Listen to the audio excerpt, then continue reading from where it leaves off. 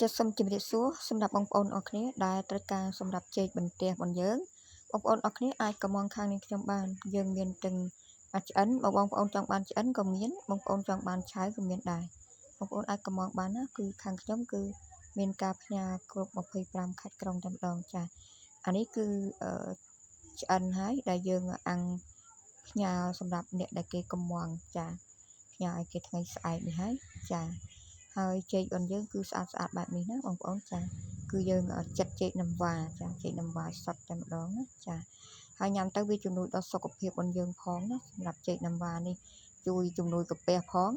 ហើយវាមានជាតិស្ករធម្មជាតិផងចាហើយពេលដែលយើងញ៉ាំទៅវាធ្វើយើងគេងលក់ស្រួលផងណាចាសម្រាប់